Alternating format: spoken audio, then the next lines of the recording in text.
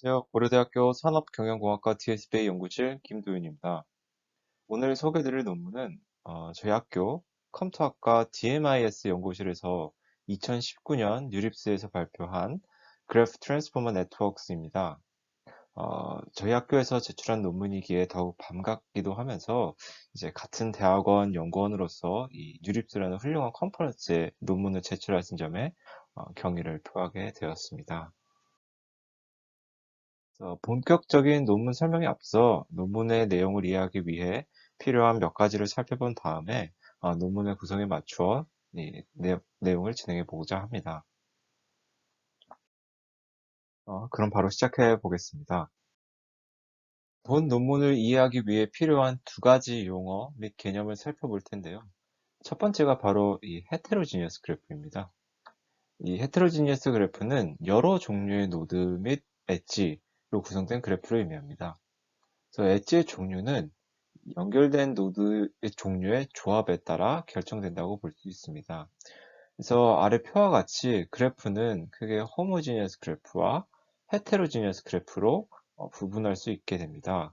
그래서 호모지니어스 그래프는 모든 노드의 종류가 동일한 그런 그래프를 의미합니다. 그래서 각 그래프 종류의 특징이 존재하는데 헤테로지니어스 그래프 위주로 살펴보면은 이제 노드의 종류가 다양하기 때문에 좀 더 많은 정보를 담을 수 있습니다. 다만 노드의 종류가 서로 상이하다 보니 이제 직접적으로 이 노드 간 유사도를 구하는 데 어려움이 존재합니다. 그래서 이 우측에 보이시는 그림은 이제 우리가 흔히 알고 있는 이 MLP 멀티레이어 퍼셉트론가 불리는 다층 퍼셉트론의 기본 구조인데요.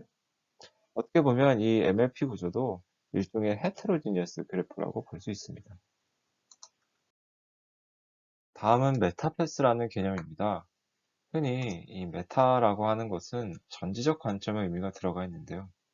2020년 이 MHNN 논문에서 정의한 메타패스의 내용을 차용해 보면 이제 헤테로지니어스 그래프에서 노드와 엣지의 타입 차원에 미리 지정해둔 경로를 의미합니다. 예시를 그림과 함께 살펴보면 이제 가령 음악 스트리밍 사이트 네트워크가 있다고 가정합니다. 그래서 이 우측 하단에 그림과 같은 이렇게 네트워크 형성이 될 수 있는데 노드의 종류로는 사용자, 가수, 장르 등이 있습니다.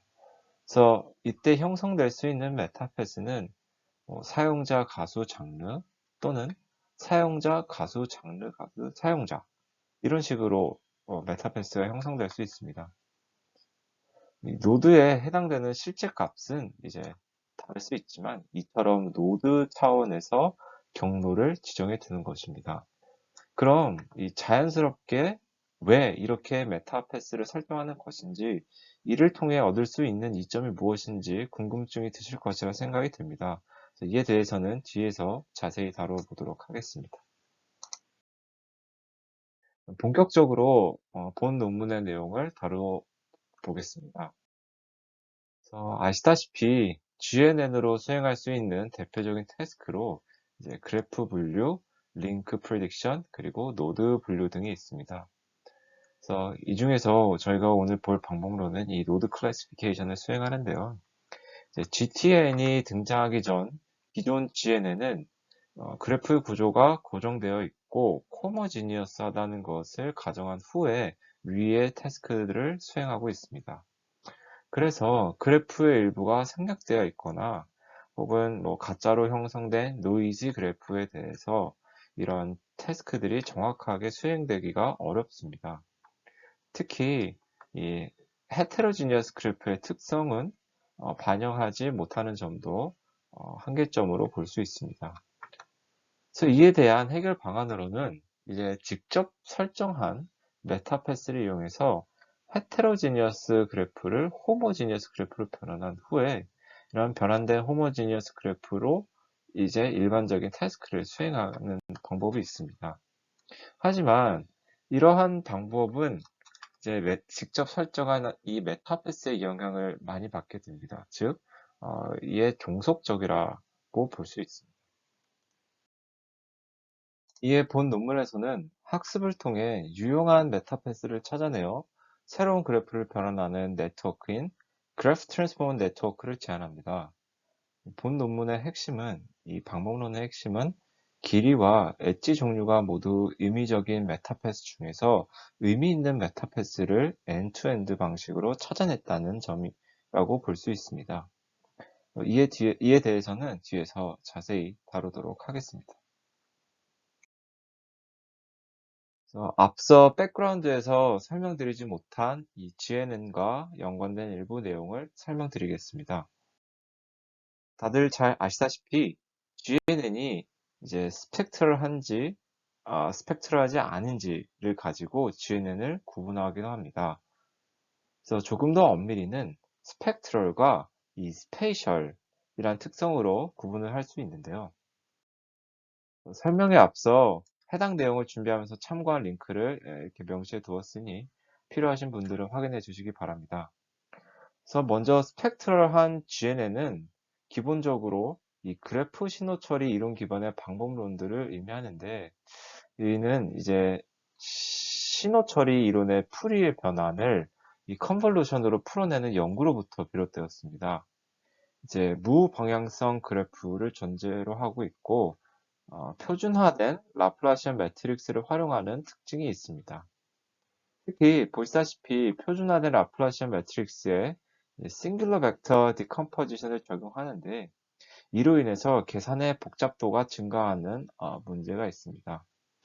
그래서 결정적으로 이제 그래프의 변화가 있을 시에는 전반적인 과정을 이제 처음부터 진행해야 하거나, 때에 따라서는 적용이 힘들다는 치명적인 단점이 있습니다. 그래서 non-spectral한, 즉 스페이셜 기반의 방법론들이 좀 더 선호되고 있는 상황입니다. 스페이셜 정보를 기반으로 한다는 것은 노드의 공간적 관계에 기반한다는 것이고, 이를 통해 주변 이웃 노드와 이제 먼 노드를 구분하겠다라는 것입니다. 그래서 결과적으로는 이 가까운 이웃 노드의 정보를 이용하는 것인데요. 그래서 스펙트럴 기반의 방법론보다 계산 효율성이 훨씬 높고, 또 그래프 변화에 강건한 특징이 있습니다. 그래서 또한 이 방향성 유무와 상관없이 이 다양한 그래프를 모두 다룰 수 있는 장점이 있습니다. 앞서 말씀드렸듯이 이 그래프 트랜스포머 네트워크로 노드 클래시피케이션 태스크를 수행하였습니다. 그래서 노드 클래시피케이션 태스크를 수행하기 위해서 반드시 수반돼야 하는 것이 바로 이 노드 레프레젠테이션 학습입니다. 이 노드 피처라고 불리는 노드 레프레젠테이션을 초창기에는 이제 그래프의 통계량을 이용해서 직접 피처를 설정하였습니다. 근데 이렇게 되면은 피처가 고정되고 또 변동적이지 못하는 단점이 생깁니다. 그래서 그 후에는 이제 랜덤 워크라는 개념을 활용해서 많은 부분 발전을 하게 되지만, 여전히 한계가 존재했는데, 바로 그 그래프 구조의 종속적이라는 점이었습니다. 그 다음으로 등장한 것이 이제 CNN을 그래프에 적용한 것입니다. 이를 통해 역시 그래프 레프레젠테이션 러닝 분야에서 엄청난 발전을 도모했다고 해도 과언이 아닐 것입니다. 다만 CNN을 적용하는 방법론들의 대다수가 이제 호모지니어스 그래프의 한정적인 점이 5의 T라고 할 수 있습니다. 그래서 기존의 이 헤테로지니어스 그래프들을 메타패스를 이용해서 호모지니어스 그래프로 변환한 후에 이제 여러 CNN 기반 방법론들을 적용하면 어떨까 하는 아이디어로 연구가 발전되어 왔지만, 이 역시 이 메타패스가 매뉴얼한 방법으로 지정되었다는 한계를 지니고 있습니다. 그래서 이러한 흐름 속에서 마침내 이 그래프 트랜스포머 네트워크가 탄생한 것입니다. 그래서 말씀드렸다시피 이 엔드-투-엔드 방식으로 적절한 메타패스를 찾아 새로운 그래프를 형성하여 기존의 방법론들을 적용하는 것이 이제 GTN의 핵심이라고 볼 수 있습니다. 그래서 이에 대해 바로 연이어서 살펴보겠습니다. 방금 말씀드린 대로 그래프 트랜스포머 네트워크, 지금부터는 GTN이라 부르겠습니다. 이 GTN의 목표는 다수의 후보 인접행렬 매트릭스 중에서 이제 그래프 컨볼루션의 효과적인 새로운 그래프 구조를 찾아내는 것입니다. 이는 결국에는 유용한 메타패스를 찾아내는 것이라 볼 수 있습니다. 따라서 이를 통해서 새롭게 생성된 그래프와 노드 레프레젠테이션을 학습하는 것이 궁극적인 목표라고 볼 수 있습니다. 방법론 설명에 앞서서 이해에 필요한 노테이션에 대해서 설명드리겠습니다. 먼저 기존 호모지니어스 그래프와 다르게 이제 노드 타입 집합 TV와 엣지 타입의 집합 TE가 존재합니다. 그래서 이 노드 타입으로 매핑하는 또 엣지 타입으로 매핑하는 함수인 FB와 FE가 존재합니다.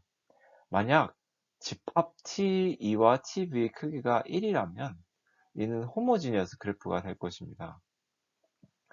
호모지니어스 그래프는 하나의 인접행렬로 표현할 수 있지만 헤테로지니어스 그래프는 여러 개의 인접행렬의 모음으로 표현이 됩니다.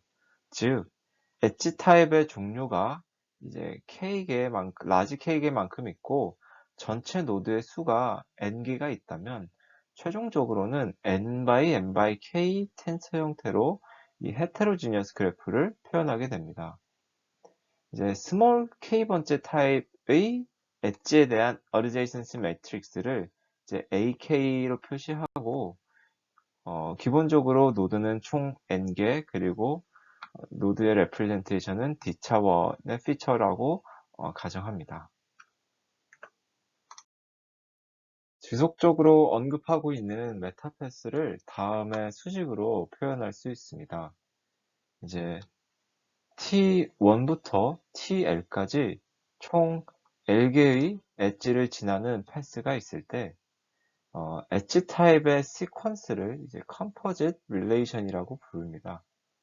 결과적으로 이 메타패스는 하나의 새로운 인접 행렬을 이용해서 나타내게 되는데요.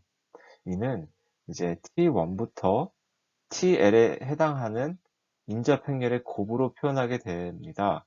단, 행렬 곱의 순서는 역순으로, 즉 TL의 인접 행렬을 시작으로 T1의 인접 행렬까지 곱하게 됩니다.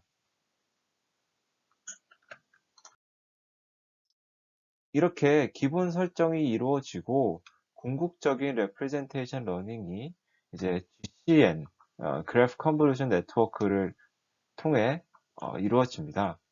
보시는 수식은 이제 GCN의 기본 수식입니다.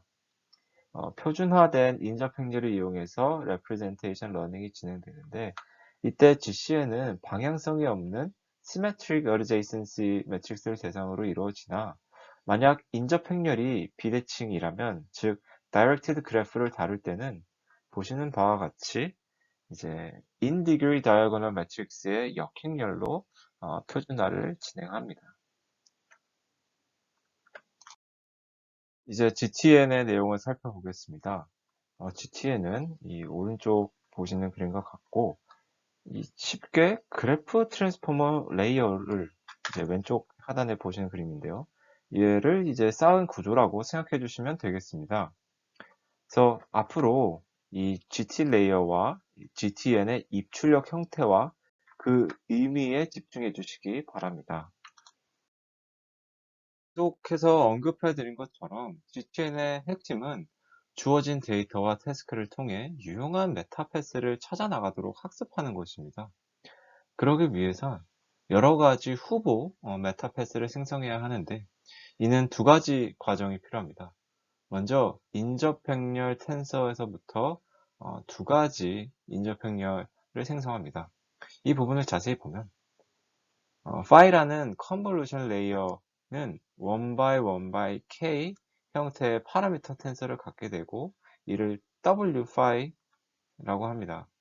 이를 소프트맥스에 적용을 하게 된다면 각 파라미터는 엣지 타입별 가중치를 의미하게 됩니다.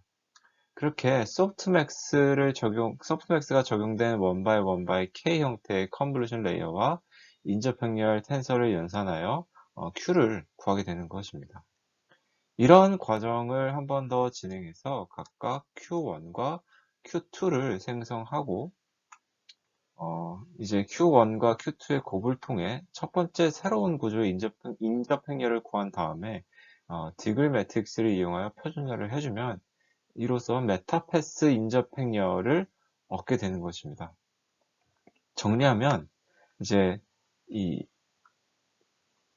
그래프 트랜스포머 레이어의 입력은 어드제이센시 텐서가 되는 것이고 레이어를 거쳐 나오는 결과물은 길이가 1인 메타패스의 어드제이센시 매트릭스가 됩니다.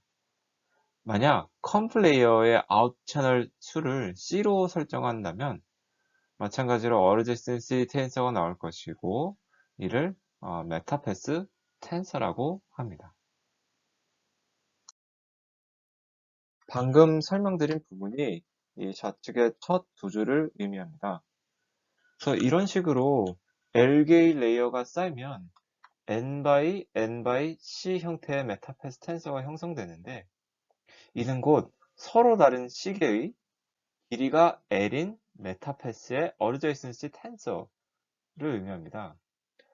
따라서 각 어드제이센시 매트릭스와 인풋 피처를 GCN 레이어에 입력하여 이 Z라는 멀티플 노드 레프레젠테이션을 만들어냅니다.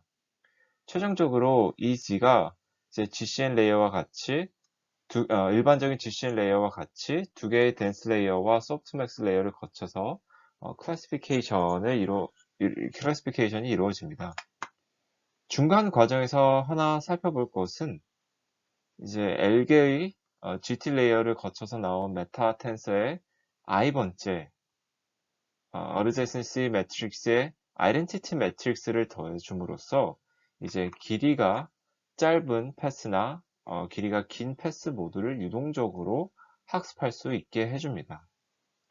다시 정리하면 이 그래프 트랜스포머 네트워크 GTN을 통해서 길이가 L인 메타패스 후보를 총 C개 생성하여 이 중에서 가장 유용한 메타패스를 찾아내는 것으로 이해해 주시면 되겠습니다. 그럼 실험 결과를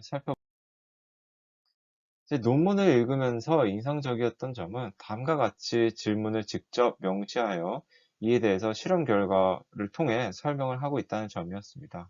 총 3가지의 질문이 언급되어 있었는데요. 오역을 방지하기 위해서 제가 본문을 함께 명시하였습니다. 첫 번째, GTN을 통해 새롭게 구성된 그래프 구조가 노드 레프레젠테이션을 학습하는 데 효과적인가? 두 번째, 데이터셋에 맞추어 GTN이 다양한 길이의 메타패스를 생성할 수 있는가? 그리고 마지막으로 세 번째, GTN을 통해서 형성된 인접 행렬로부터 이 메타패스의 중요도를 어떻게 확인할 수 있을까? 이 3가지에 대한 질문을 미리 던져놓고 실험 결과를 공유하고 있습니다. 그래서 실험에 활용된 데이터셋에 대한 정보입니다. 총 3가지 데이터셋을 활용하였고 모두 헤테로지니어스 그래프 데이터셋이기 때문에 이렇게 로드 타입과 엣지 타입이 함께 명시되어 있습니다. DBLP와 ACM은 이제 논문 인용 네트워크라고 볼 수 있고 이제 IMDB는 영화 정보에 대한 데이터셋입니다. 그래서 말씀드렸다시피 수행한 태스크는 노드 클래시피케이션이기 때문에 이렇게 예측하고자 하는 노드의 라벨 정보도 함께 확인할 수 있습니다. 그래서 크게 2가지 모델군을 비교했는데요. 첫 번째는 이제 랜덤 워크를 기반으로 한 모델들입니다. 그리고 두 번째는 GNN 기반의 모델들입니다. 그래서 이때 GTN, 이제 본 방법론의 설정을 살펴보면 DBLP와 IMDB는 이제 GT 레이어를 3개로 구성하였고 ACM은 2개로 구성하였습니다. 즉, 길이가 3 혹은 아이덴티티 매트리스가 추가되면 4짜리 그리고 3짜리 메타패스를 형성하겠다라는 의미로 볼 수 있습니다. 그래서 자세한 사항은 위에 이 GitHub 주소에서 확인할 수 있습니다. 그래서 앞서 언급한 것처럼 이제 두 타입의 모델을 베이스라인으로 비교하였고, 이때 살펴볼 점은 딥워크의 경우, 그리고 또 GCN과 GAT도 마찬가지고요. 이 호모지니어스 그래프 대상의 방법론들에 대해서는 이 노드나 엣지의 헤테로지니어티를 무시하고 진행하였다고 합니다. 그럼 실험 결과를 살펴보겠습니다. 이제 모델 평가 지표를 다음과 같이 F1 스코어를 활용하였고, 우선 GNN 기반의 모델들이 확실히 랜덤워크 기반의 방법론보다 우수한 성능을 보이고 있습니다. 그리고 GAT가 GCN보다 더 나은 성능을 보이고 있는데, 이는 이 노드별 가중치를 상이하게 주면서 오는 효과라고 볼 수 있습니다. 그리고 의외인 점은 이제 HAN, Heterogeneous Graph Attention Network는 이 GAT의 헤테로지니어티를 부여한 방법론이지만 성능이 높지는 않았습니다. 이는 사전에 설정된 메타패스가 오히려 역효과를 주었다는 것으로 파악할 수 있습니다. 그리고 예상했다시피 이 GTN이 가장 우수한 성능을 보이고 있는 점을 통해 결과적으로 유용한 메타패스를 잘 찾아서 이 효과적인 그래프를 잘 형성했다는 것을 확인할 수 있습니다. 앞서 방법론에 대해 말씀을 드릴 때 어드제이센시 텐서에 아이덴티티 행렬을 기본적으로 포함한다고 하였는데, 표에 보시는 이 GTNI는 아이덴티티 매트릭스를 포함하지 않은 상태에서 학습이 진행된 것을 의미합니다. 그 결과 원래 GTN보다 성능이 좋지 않음을 확인할 수 있습니다. 특히 DBLP보다 이 IMDB에서 성능 차이가 많이 나는데, 이는 이제 IMDB에서 길이가 4인 메타패스가 GTNI를 통해서 형성이 되지만 좀 더 짧은 길이의 메타패스가 선호되기 때문으로 볼 수 있습니다. 각 메타패스의 중요도를 확인하는 과정을 살펴보겠습니다. 원래는 아웃풋 채널 수를 따로 지정해야 하지만 계산의 용이를 위해 아웃풋 채널을 1로 설정하였습니다. 그럼 이 L번째 그래프 트랜스포머 레이어를 거쳐서 나온 결과물인 AL이 있을 것입니다. 기존의 K개의 adjacency 매트릭스의 가중합과 L-1번째 레이어를 거쳐서 나온 AL-1의 연산으로 AL을 구할 수 있게 되는데요. 이 6번식이 이를 보여주고 있고요. 6번식을 메타패스 텐서로 표현을 하고 다시 adjacency 매트릭스로 전개하면 최종적으로 이렇게 7번과 8번의 식을 구할 수 있게 됩니다. 결과적으로 이는 길이가 1인 메타패스부터 길이가 L인 메타패스 전부의 가중합을 나타내고 있습니다. 따라서 메타패스의 중요도는 가장 하단의 식으로 구할 수 있게 되는 것입니다. 그래서 방금 살펴본 식을 바탕으로 타겟 노드를 잇는 메타패스 중 상위 3개, 그리고 전체 메타패스 중 상위 3개를 비교한 결과표입니다. 그래서 더불어서 이제 관용적으로 많이 활용되는, 즉 도메인 지식이 고려된 predefined 메타패스도 함께 비교하고 있습니다.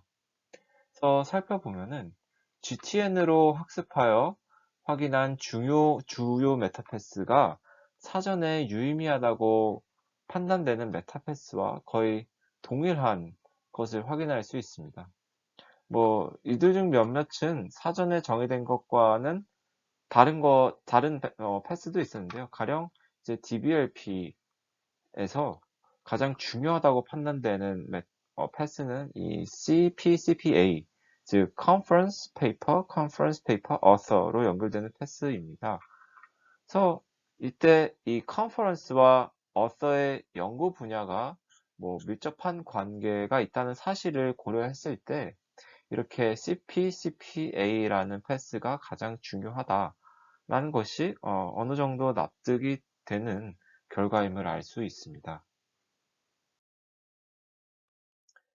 다음은 이 그래프 트랜스포머 레이어 중에 컨브 레이어의 가중치를 시각화한 모습입니다.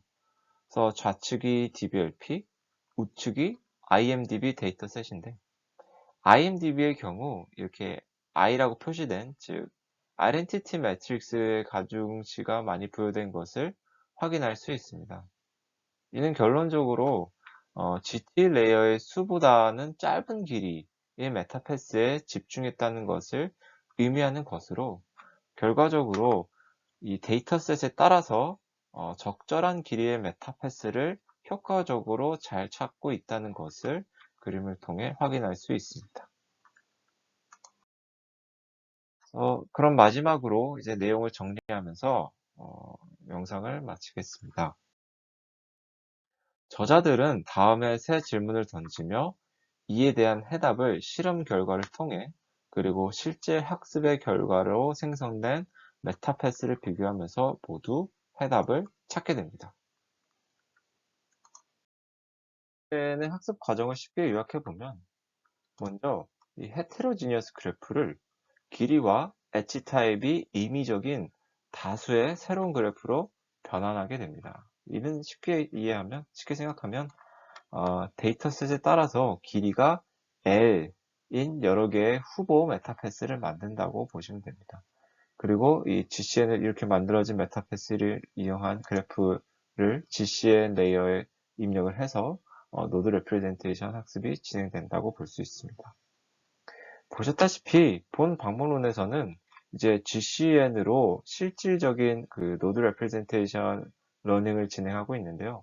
다른 종류의 GNN으로도 이에 대한 학습이 가능할 것으로 예상되며 이제 노드 클래시피케이션에 뿐만 아니라 뭐 링크 프레딕션 그리고 그래프 클래시피케이션 등도 알맞게 학습을 진행할 수 있을 것이라고 충분히 기대할 수 있습니다.